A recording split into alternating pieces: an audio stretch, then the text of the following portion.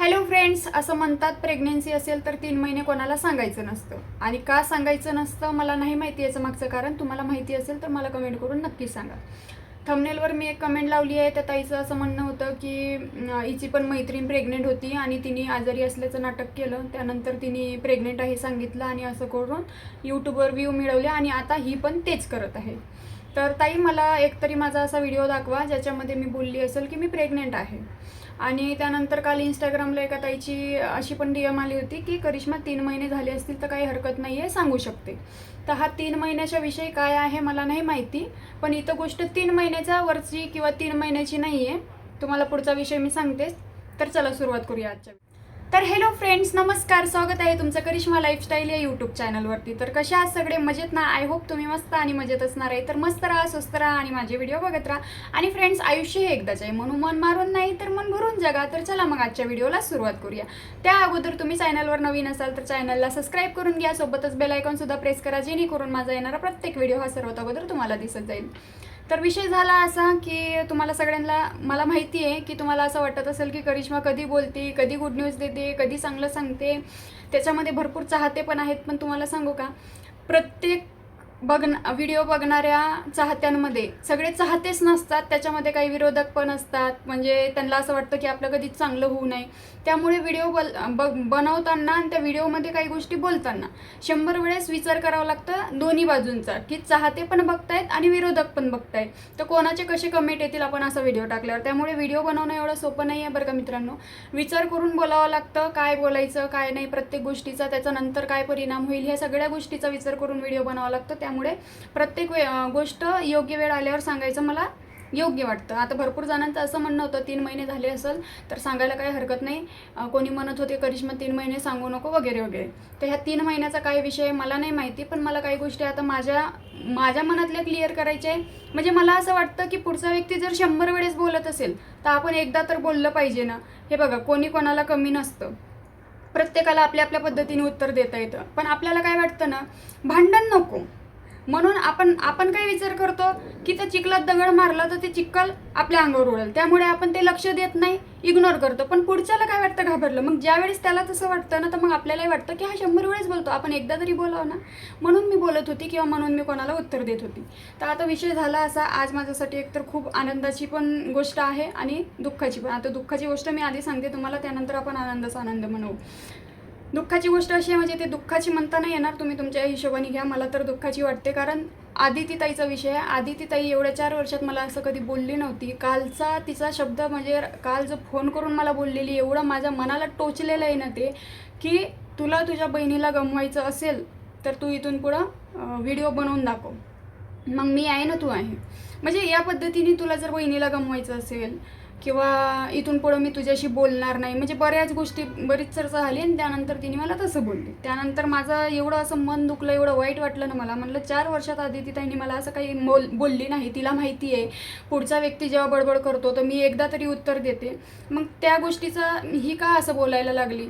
मग मी थोडा विचार केला. मला भरपूर तिने समजून सांगितलं की करिश्मा, एकतर तुझा नवरा एवढे रात्रंदिवस कष्ट करतो, त्यात तुला काही कमी जास्त होऊ नये म्हणून सगळ्या गोष्टी तुझ्या पुरवतोय, दवाखाना काय करतोय, सगळ्या गोष्टी करतोय. आणि तू जर, जे लोक, तुला तर माहिती आहे, हे लोक विनाकारण त्रास देतात, विनाकारण नाव ठेवतात, विनाकारण याची त्याची बदनामी करत राहतं. हे सुरुवातीपासूनच चालत आलेलं आहे.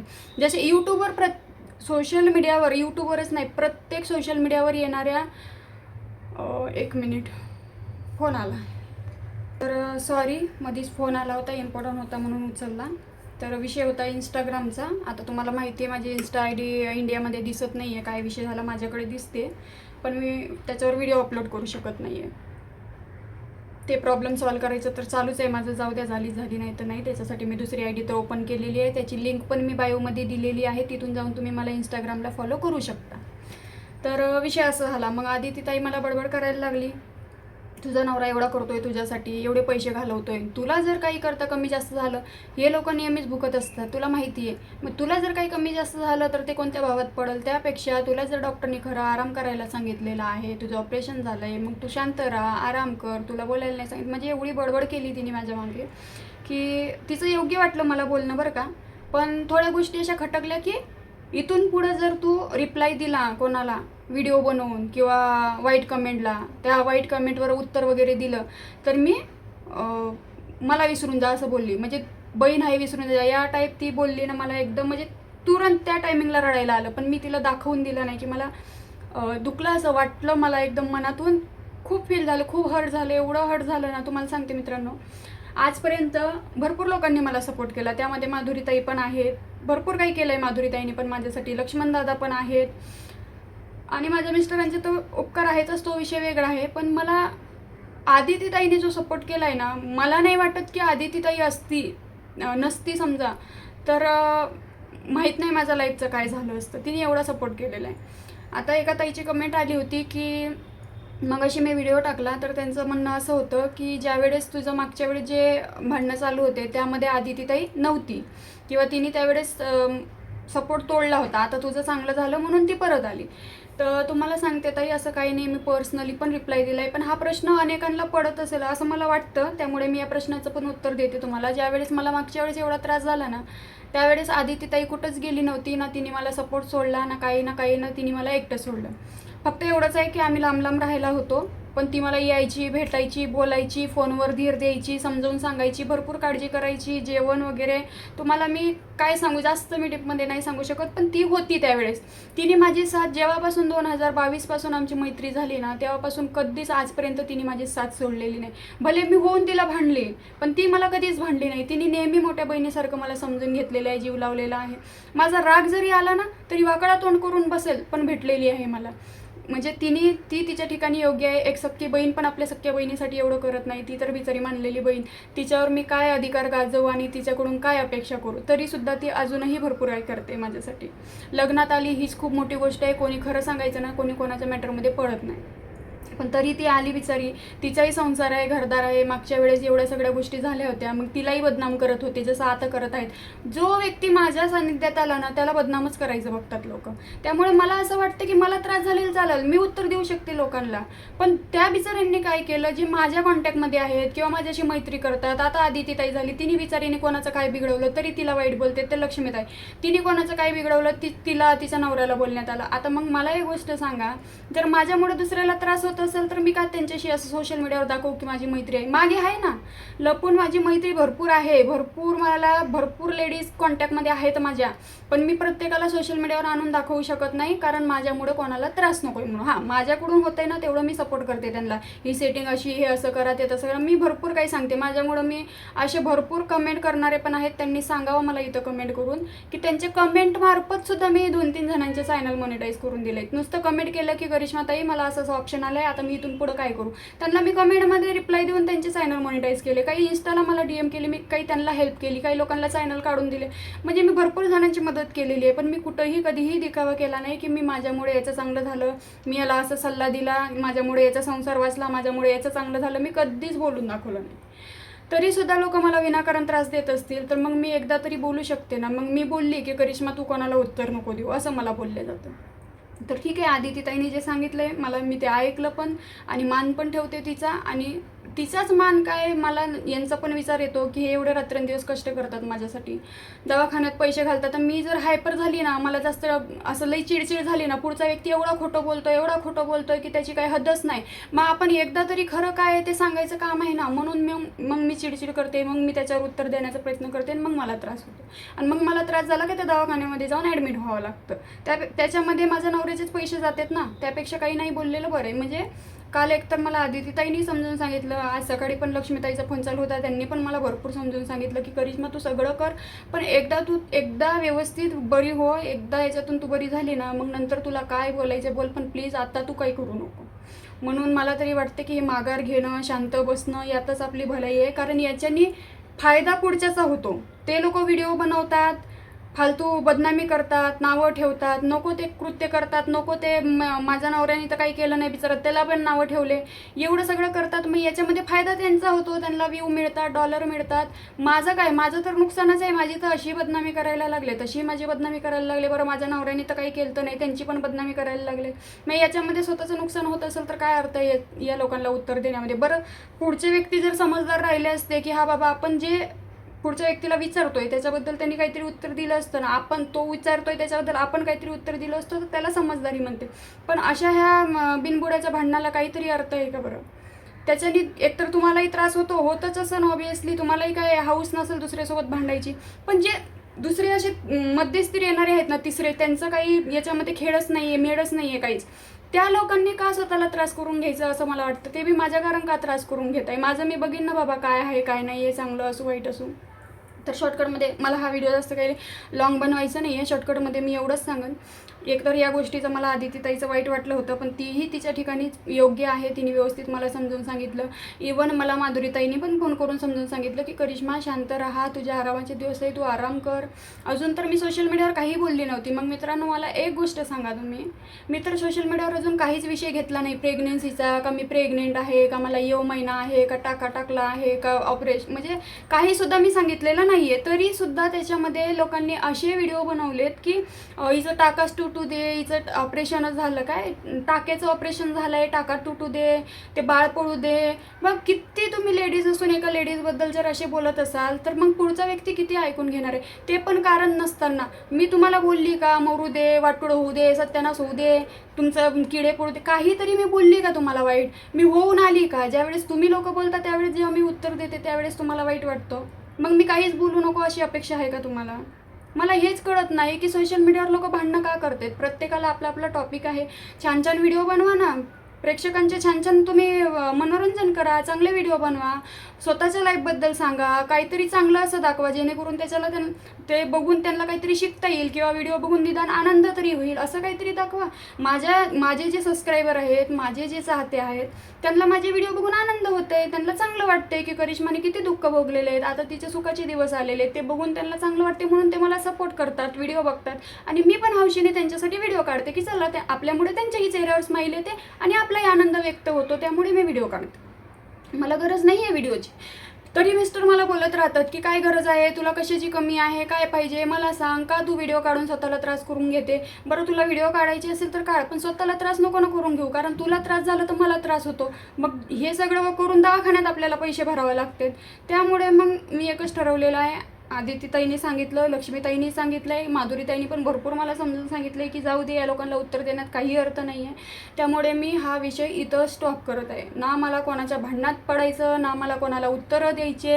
तुम्ही लोक पण माझी बदनामी थांबवा, कारण मी किती वाईट आहे, मी किती चांगली आहे हे माझ्या नवऱ्याला घेणं देणं आहे. तुम्हाला काहीही घेणं देणं नाही. मी माझ्या लाईफमध्ये कशी बी असू, माझ्या लाईफमध्ये मागे काही पण घडलेलं असू, आता मी माझ्या लाईफमध्ये काय करत आहे हा सर्वस्वी माझा आणि माझ्या नवऱ्याचा प्रश्न आहे. ते आमचं आम्ही बघून घेऊ, तुम्ही आमच्या मध्ये पडू नका, ठीक आहे? जर आमचा सुखाचा संसार बघवत नसेल ना तुम्हाला तर एक काम करा, ब्लॉक करा. मला ब्लॉक करण्याचा तुमच्याकडे ऑप्शन आहे. पण का उठसूट माझ्यावर व्हिडिओ बनवायचे, रोज माझ्यावर काहीतरी यांच्यावर बदनामी करायची, माझ्यावर बदनामी करायची, काहीतरी बोलत सुटायचं, हे सगळं करून तुम्हाला काय भेटतं सांगा बरं? एखाद्याचा जीव जाईपर्यंत तुम्ही त्रास देता. मला एवढा भरपूर त्रास झालेला आहे या लोकांमुळे, भरपूर एवढा मानसिक या लोकांनी त्रास दिलेला आहे.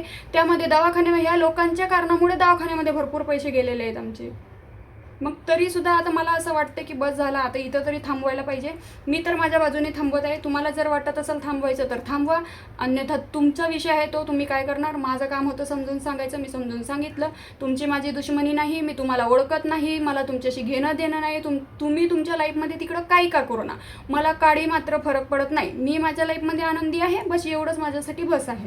त्यामुळे मी परत एकदा तुम्हाला सगळ्यांना सांगत आहे, माझ्या नादी कोणीही लागू नका. आणि इथून पुढे जसं की मला आदितीताईने सांगितलेलं आहे, माधुरीताईने सांगितलेलं आहे, नाही मी कोणाला उत्तर देणार नाही, मी कोणाला रिप्लाय पण देणार नाही आणि कोणाच्या कमेंटवर पण रिप्लाय देणार नाही, व्हिडिओ बनवणार नाही. फक्त मला एवढंच सांगायचं आहे की चांगले कमेंट करा, मी चांगल्या पद्धतीने नक्की उत्तर देण्याचा प्रयत्न करीन. पण घाण कमेंट करू नका की एकदम त्याच्यात म्हणजे त्या व्हिडिओ कमेंटचा आणि माझ्या व्हिडिओचा काही एक संबंध नसतो, अशा पद्धतीचे तुम्ही कमेंट करू नका आणि एखाद्याला त्रास देऊ नका. आता या लोकांचं असं पण म्हणणं होतं, हा माझा फर्स्ट अँड लास्ट व्हिडिओ आहे बरं का यांना उत्तर देण्यासाठी. या लोकांचं असं पण म्हणणं होतं की मी प्रेग्नेंट आहे, ठीक आहे, मी प्रेग्नेंट आहे असं ते लोक व्हिडिओ बनवून बोलतात.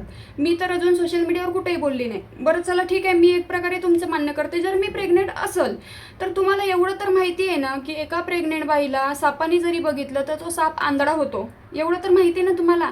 मग तो साप आंधळा होऊ शकतो, काहीतरी शक्ती असेल ना प्रेग्नेंट बाईमध्ये. जर तो साप आंधळा होऊ शकतो तर तुम्ही विचार करा, एका प्रेग्नेंट बाईला एवढं गलिच्छ, एवढा खालच्या लेवलला जाऊन तुम्ही बोलून, तिची बदनामी करून, तिला मानसिक त्रास देऊन, तिच्या नवऱ्याला टॉर्चर करून, ह्या सगळ्या गोष्टीमध्ये तुम्ही एवढं हॅरेसमेंट करताय तिला, तुमच्यावर किती श्राप लागेल याचा अंदाजा नाही का? मग तुम्हाला जर असं वाटतंय की मी प्रेग्नेंट आहे तर मग काय एवढं बोलता? जगू द्या ना आम्हाला आमची लाईफ. आम्ही आमच्या लाईफमध्ये सुखी आहे, सगळं काही आमचं चांगलं आहे. आम्ही कोणाला बोलायला जातो का बळजबरी? आम्ही आमचे व्हिडिओ बनवतो, आम्ही आमचं डेली रुटीन दाखवतो, ना कोणाशी भांडत, ना कोणाशी घेणं देणं. फक्त आम्ही आमचं मत मांडलं जे आहे ते. मला स्पष्ट विचारायचे सगळे येऊन की हिच्याशी नाही बोलत का, तिच्याशी. मी नाही बोलत म्हणलं. मग मी नाही बोलत म्हणलं म्हणून पुढच्या बाईला एवढा राग आला की तिने अक्षरशः हा सगळा महाभारत क्रिएट केलेला आहे.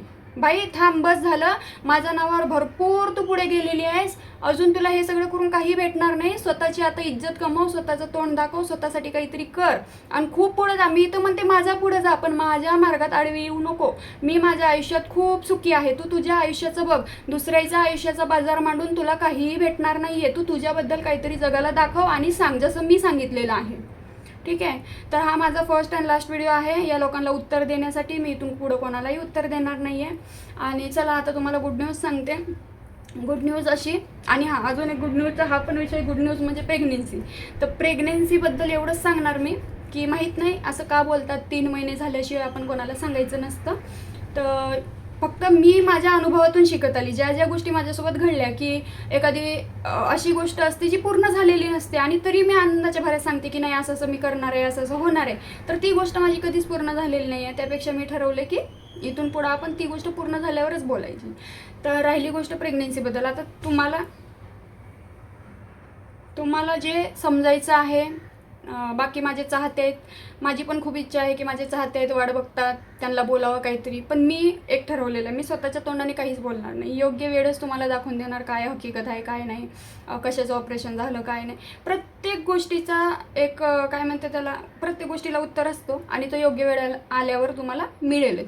आणि त्याचे प्रत्येक पुरावे माझ्याकडे आहेत. जरी मी काही व्हिडिओ टाकत नसेल ना, असं नका समजू व्हिडिओ टाकत नाही म्हणून व्हिडिओ शूट करत नाही. व्हिडिओ मी सगळे शूट करून ठेवलेले आहेत. फक्त योग्य वेळ आल्यावर step by step me video टाकेल. त्यावेळेस तुम्ही बघा, त्यावेळेस तुम्हालाही छान वाटेल, मलाही छान वाटेल.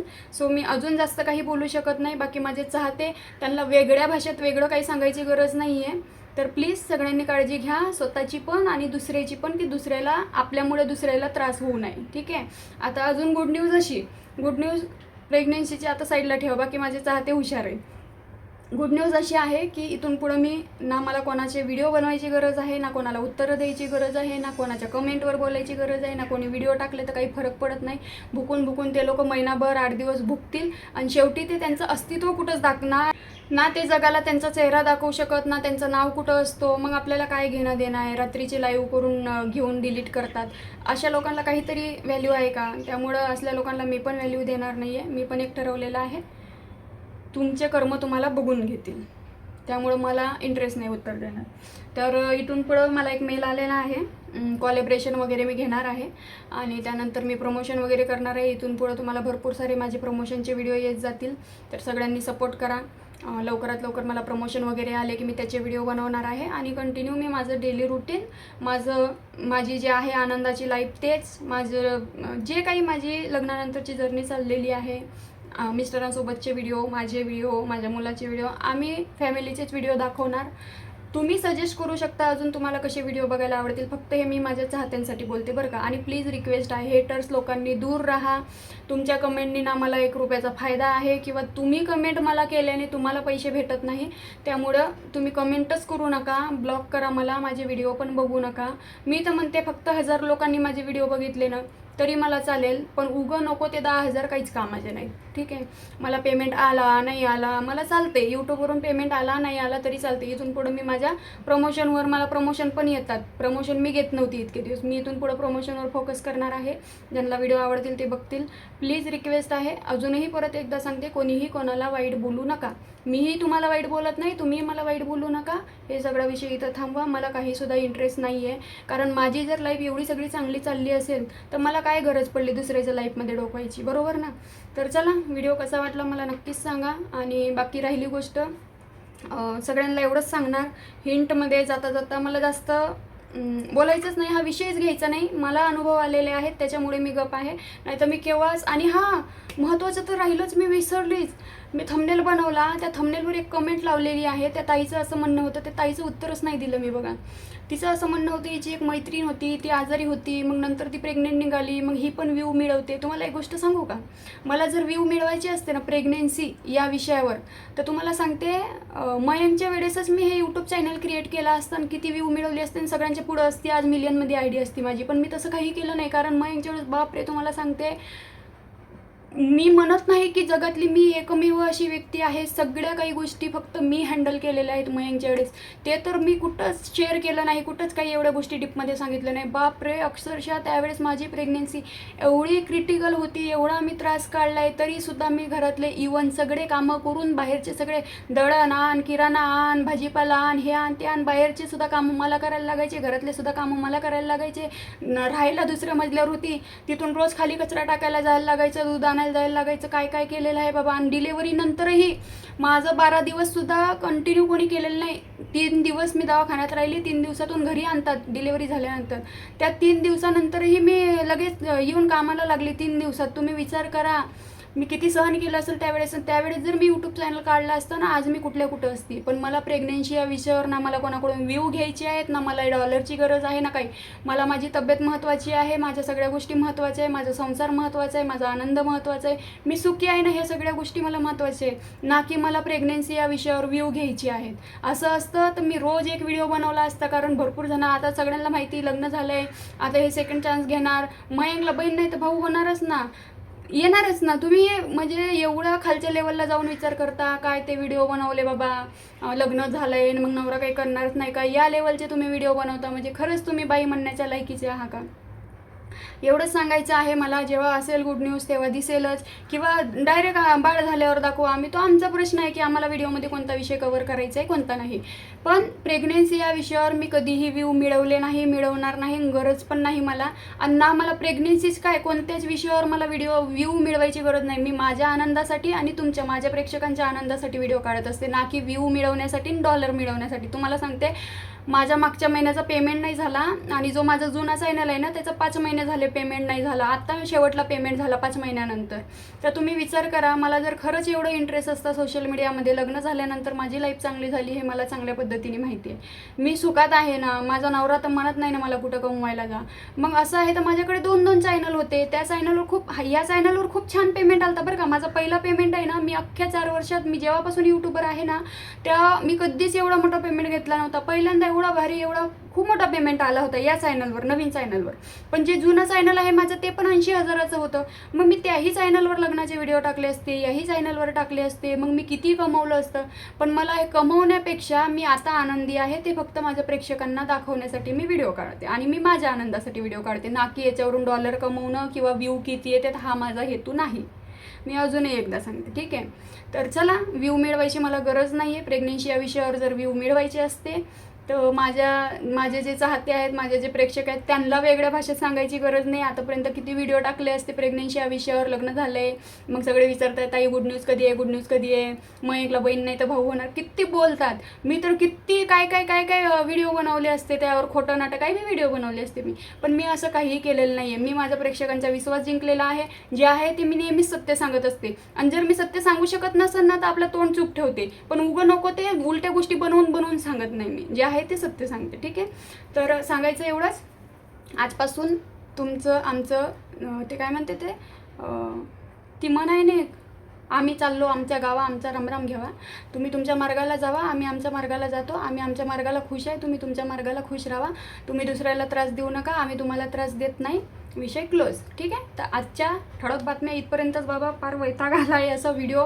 इथून पुढं मी जे व्हिडिओ बनवणार आहे ना ते माझे प्रमोशनचे असणार, माझे वैयक्तिक असणार, मला कोणाशी घेणं देणं. भुकत बसा.